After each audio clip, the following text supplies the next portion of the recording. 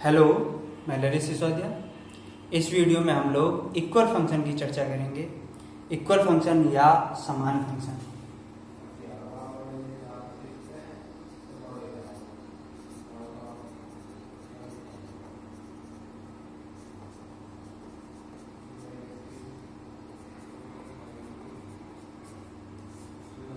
यदि मेरे पास दो फलन f और g हैं,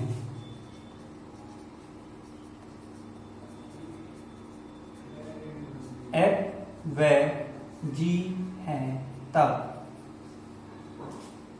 दोनों इक्वल कहलाएंगे।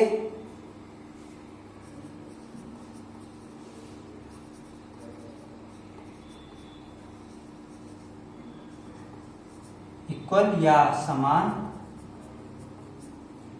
कहलाएंगे यदि नंबर 1 डोमेन ऑफ f बराबर डोमेन ऑफ g, यानी मेरे फलन f का डोमेन और g का डोमेन दोनों समान हो। और दूसरा fx बराबर gx फॉर एवरी x, यदि हर एक x पर जिस पर वो डिफाइन है fx और gx का मान समान हो, तो मेरे फलन इक्वल फलन या समान फलन बोले जाते हैं। एग्जाम्पल,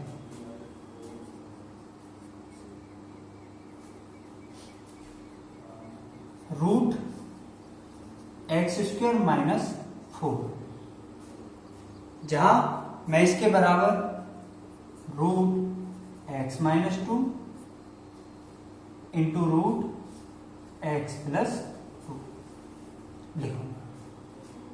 यह मैंने एफ एक्स लिया है और यह मेरा जी एक्स फलन। चूंकि हम लोग जानते हैं रूट एक्स स्क्वायर माइनस 4 बराबर एक्स स्क्वायर माइनस 2 का स्क्वायर बराबर x minus 2 into x plus 2, पर क्या फलन के तौर पर ये दोनों इक्वल हैं? हम लोग जानते हैं कि यह वर्गमूल है, और वर्गमूल जब किसी संख्या का निकालते हैं तो वह संख्या ग्रेटर देन इक्वल टू 0 होनी चाहिए, यानी ग्रेटर देन इक्वल टू 0 पर बात करते हैं।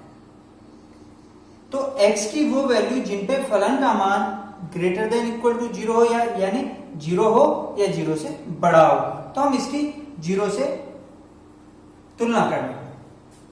X square minus 4 greater than equal to 0, x minus 2 into x plus 2 greater than equal to 0। अब इसके डोमेन की बात करते हैं। मेरे पास कोई भी रियल वैल्यूड फंक्शन है अगर, तो उसका एक्स स्क्वायर हमेशा पॉजिटिव आता है, तो मेरा x का मान 2 या माइनस 2 से छोटा या 2 से बड़ा रखने पर यह फलन मुझे उसकी वैल्यू 0 से बड़ी देगा।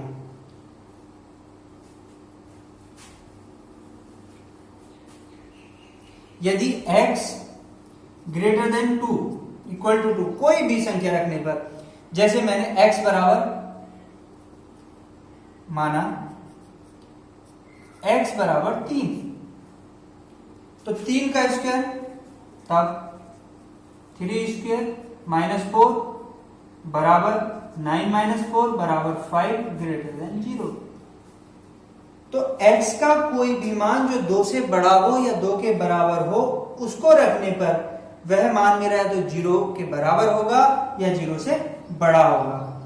इसी प्रकार यदि x लेस देन माइनस 2 लूं मैं, less than equal to minus 2, तब चूंकि यह माइनस 2 से छोटी संख्या लेने पर उसका वर्ग हमेशा पॉजिटिव होगा, 0 से बड़ा होगा, और वह माइनस 4 करने पर हमेशा 0 से बड़ी वैल्यू या 0 के बराबर वैल्यू देगा।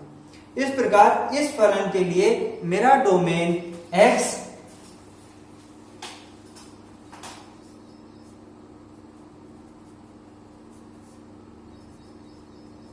एक्स स्क्वायर माइनस 4 के लिए बराबर r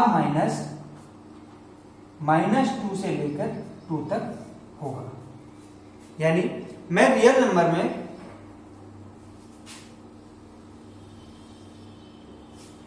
यदि मैं रियल नंबर सिस्टम की बात करूं, यह मेरा अगर r है तो 2 से कोई भी वैल्यू बड़ी लेने पर फंक्शन मेरा डिफाइन होगा, तो मेरे डोमेन में यह पॉइंट आएंगे, और इसी प्रकार -2 से कोई भी छोटी वैल्यू लेने पर वह मेरा फलन डिफाइन होगा। तो मेरे इस फलन के लिए डोमेन -∞ से -2 यूनियन 2 से ∞, यह मेरा फलन का डोमेन होगा। अब gx की बात करते हैं। चूंकि gx बराबर √x-2 इंटू √x+2, दोनों संख्याओं का, दोनों फलनों का वर्गमूल है, तब 0 > से इक्वेट करने पर x-2 > 0 और x+2 > 0, यानी कि x > 2 और x > -2, यानी यह फलन मेरा x की 2 या 2 से अधिक वैल्यू पर डिफाइन है, और यह मेरा x की -2 से बराबर या उससे बड़ी वैल्यू पर डिफाइन है। जो रियल नंबर लाइन पर यदि यह मेरा -2, 0 और यह 2 है, तब यह फलन मेरा इधर 2 से ऊपर आगे डिफाइन है, वह यह हिस्सा मेरा यहां से लेकर इधर डिफाइन है।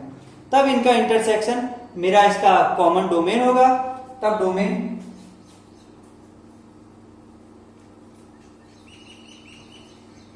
gx बराबर -2 से इंफिनिटी इंटरसेक्शन 2 से इंफिनिटी बराबर इन दोनों फलनों का इंटरसेक्शन बराबर 2 से इंफिनिटी, यानी यहां से लेकर इधर साइड में जो भी वैल्यू होंगी यह उन पर डिफाइन है। अब मेरा fx इस फलन का जो डोमेन है वो r -2 to 2 है, और यहां मेरा केवल 2 से इंफिनिटी है, तो डोमेन इक्वल नहीं है। इस प्रकार मैं कह सकता हूं fx does not equal to gx। आप कॉपी कीजिए।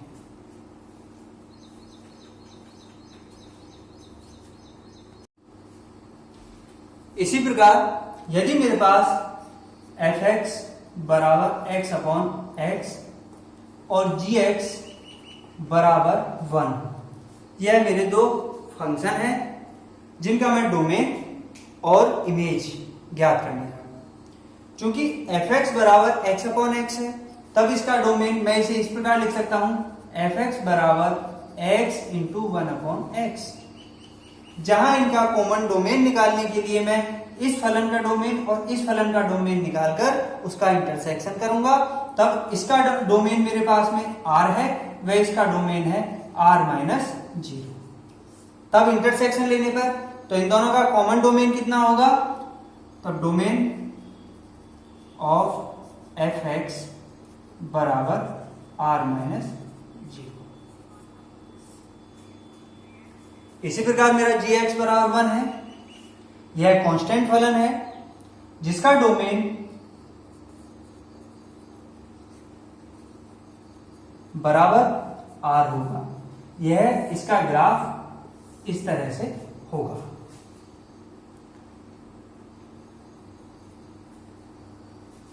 चूंकि मेरी fx और gx के डोमेन सेम नहीं है, तो यह फंक्शन मेरे सेम नहीं है। तो इस प्रकार fx and gx are not equal function.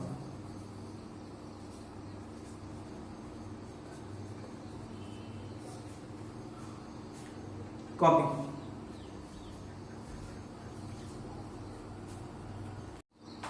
इसी प्रकार यदि fx बराबर sin² x plus cos² x तथा gx बराबर 1, ये मेरे दो फलन हैं मैं इन्हें चेक करना चाहता हूं कि ये इक्वल है या नहीं है, तब मैं इनका सबसे पहले डोमेन निकालूंगा।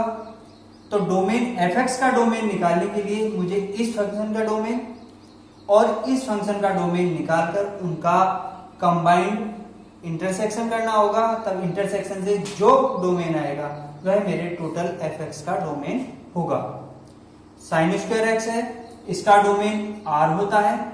कॉस स्क्वायर x है, इसका डोमेन r होता है। तब r इंटरसेक्शन r बराबर r। It's implies domain of fx बराबर r। इसी प्रकार gx बराबर 1 के लिए, चूंकि यह कांस्टेंट फंक्शन है, तो fx तो डोमेन ऑफ gx बराबर 1 के लिए बराबर मेरे पास इस फलन का डोमेन r आया, इस फलन का डोमेन r आया, तो मेरा पहली कंडीशन डोमेन दोनों के सेम है। तथा चूंकि हम लोग जानते हैं sine square x plus cos square x बराबर 1 फॉर एवरी एक्स के लिए, हम इसे इस प्रकार सोच सकते हैं sine square theta plus cos square theta बराबर 1 फॉर एवरी थीटा। थीटा की हर एक वैल्यू के लिए sine square theta plus cos square theta का मान 1 होता है। इसी प्रकार sine square x plus cos square x का एक्स की हर वैल्यू के लिए मान 1 होगा। इट्स इम्प्लाइज एफ एक्स बराबर 1 for every x belongs to R के लिए, और यहां जी एक्स बराबर 1 for every x belongs to R के लिए। इट्स इम्प्लाइज एफ एक्स बराबर G x for every x belongs to R, यानी डोमेन के किसी भी एक्स के लिए एफ एक्स और जी एक्स के मान समान होंगे। अतः एफ एक्स व जी एक्स फलन इक्वल